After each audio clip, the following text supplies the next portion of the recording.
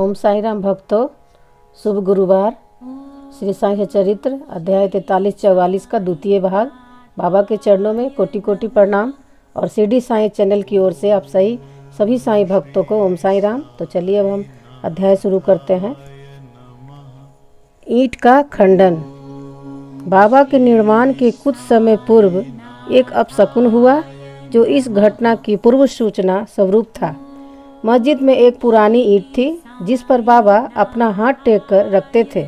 रात्रि के समय बाबा उस पर सिर रखकर शयन किया करते थे। यह अनेक वर्षों तक चला। एक दिन बाबा की अनुपस्थिति में एक बालक ने मस्जिद में झाड़ू लगाते समय वह ईंट अपने हाथ में उठाई। दुर्भाग्यवश वह ईंट उसके हाथ से गिर पड़ी और उसके 2 टुकड़े हो गए। जब बाबा को इस बात की सूचना मिली तो उन्हें उसका बड़ा दुख हुआ और वे कहने लगे कि यह ईंट नहीं फूटी है, मेरा भाग्य ही फूटकर छिन्न भिन्न हो गया है। यह तो मेरी जीवन संगनी थी और इसको अपने पास रखकर मैं आत्मचिंतन किया करता था। यह मुझे अपने प्राणों के समान प्रिय थी और उसने आज मेरा साथ छोड़ दिया है। कुछ लोग यह शंका कर सकते हैं कि बाबा को ईंट जैसी एक तुच्छ वस्तु के लिए इतना शोक क्यों करना चाहिए था। इसका उत्तर हेमाडपंत इस प्रकार देते हैं कि संत जगत के उद्धार तथा दीन और अनाश्रितों के कल्याणार्थ ही अवतरित होते हैं।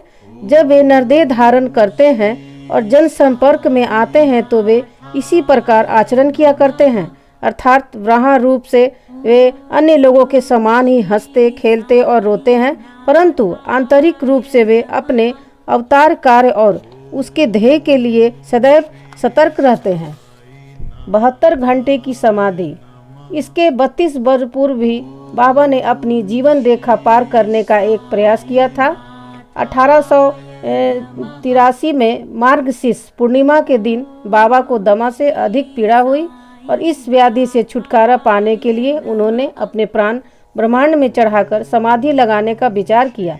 अतएव उन्होंने भगत महासापाती से कहा कि तुम मेरे शरीर की 3 दिन तक रक्षा करना और यदि मैं वापस लौट आया तो ठीक है, नहीं तो उस एक स्थान को इंगित करते हुए पर मेरी समाधि बना देना और 2 ध्वजाएं चिन्ह स्वरूप हरा देना।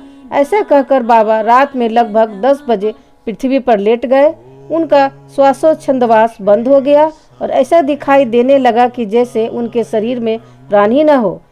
तभी लोग जिसमें ग्रामवासी भी थे वहां एकत्रित हुए और शरीर परीक्षण के पश्चात शरीर का उनके द्वारा बताए हुए स्थान पर समाधिस्थ कर देने का निश्चय करने लगे, परंतु भगत महासापति ने उन्हें ऐसा करने से रोका और उनके शरीर को अपनी गोद में रखकर वे 3 दिन तक उनकी रक्षा करते रहे। 3 दिन व्यतीत होने पर रात को लगभग 3 बजे प्राण लौटने की चिन्ह दिखाई पड़ने लगे। श्वासोच्छ्वास पुनः चालू हो गया और उनके अंग प्रत्यंग हिलने डुलने लगे। उन्होंने नेत्र खोल दिए और करवट लेते हुए पुनः चेतना में आ गए। इस प्रसंग तथा अन्य प्रसंगों पर दृष्टिपात कर अब हम यह पाठकों पर छोड़ते हैं कि वे ही इसका निश्चय करें कि क्या बाबा अन्य लोगों की भांति ही 3.5 हाथ लंबे एक देहधारी मानव थे, जिस देह को उन्होंने कुछ वर्षों तक धारण करने के पश्चात छोड़ दिया, या वे स्वयं आत्मज्योति स्वरूप थे। 5 महाभूतों से शरीर निर्मित होने के कारण उनका नाश और अंत तो सुनिश्चित ही है, परंतु जो सद्वस्तु आत्मा अंतकरण में है वही यथार्थ में सत्य है। उसका न रूप है, न अंत है और न नाश। यही शुद्ध चैतन्य घन या ब्रह्मा इंद्रियों और मन पर शासन और नियंत्रण रखने वाला जो तत्व है वही साई है, जो संसार के समस्त प्राणियों में विद्वान है और जो सर्वव्यापी है। अपना अवतार कार्य करने के लिए ही उन्होंने देह धारण किया था और वह कार्य पूर्ण होने पर उन्होंने उसे त्याग कर पुनः अपना शाश्वत और अनंत स्वरूप धारण कर लिया।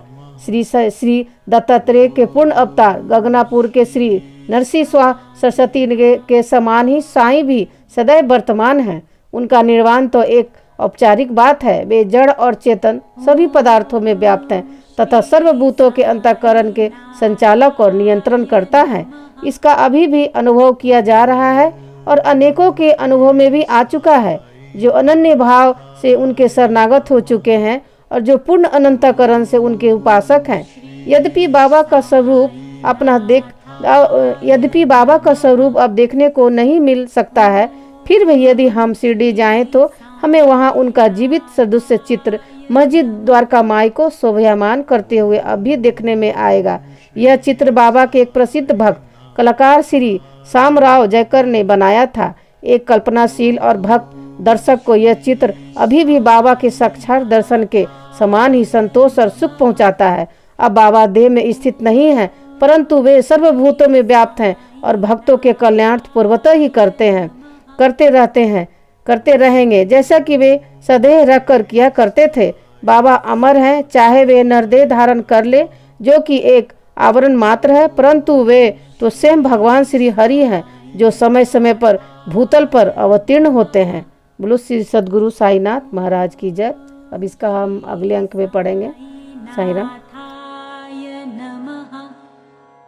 ओम श्री साईनाथाय नमः।